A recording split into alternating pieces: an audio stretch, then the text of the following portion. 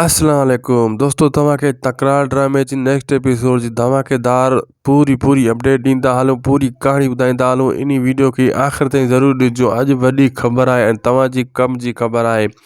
छा next episode में मूसा खे भावल माफ़ करे छॾींदो या मीर वरी मूसा ते शक कंदो मूमल जे चवण ते, या वरी सोणी जेको आहे भावल वारा वठी ईंदा ऐं मीर खे ख़बर पइजी वेंदी ऐं मीर ईअं सम्झंदो त हीउ मूसा बि इन्हनि सां ॿधल आहे, या सिजावल वरी नवाब खान सां इन्हनि जो ठाह करण में कामयाबु थींदो।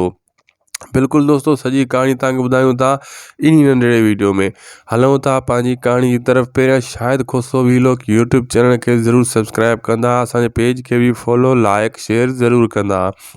दोस्तों, तव्हांखे ॿुधाईंदा हलूं त जेको आहे नेक्स्ट एपिसोड में पहिरीं ॻाल्हि त मूसा दरिया खां माफ़ी मतिलबु मोकल वठी सिधो वेंदो भावल ॾे। मां ॿ ॾींहं पहिरियों इहा ख़बर तव्हांखे ॾिनी त भावर खे मञाइण जी कोशिशि कंदो, लेकिन भावल कोन मञिबो। राणी सम्झी वेंदी ॻाल्हि मूसा जी, लेकिन भावल न सम्झंदो ऐं मूसा खे मोटाए छॾींदो। लेकिन मूसा कोशिशि पूरी कंदो त भावर खे पचायां सम्झायां इहो भक्त शैतान आहे, मां मीर सां ठाह कयो आहे त कंहिं वजह खां ठाह कयो आहे, ईअं ठाह नाहे कयो।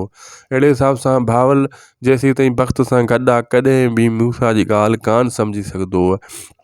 ऐं भावल ऐं जेको आहे भक्त वठी ईंदा सोणी खे। ऐं इहो ॾिसजो तव्हां अनकरीब इहो मूसा ते बि इल्ज़ाम लॻंदो मीर जो। इहा ई प्लेनिंग आहे नवाब खान जी त इन्हनि जी दोस्ती वरी मूसा ऐं मीर जी अलॻि कयां, टोड़ियां दोस्ती ख़तमु कयां।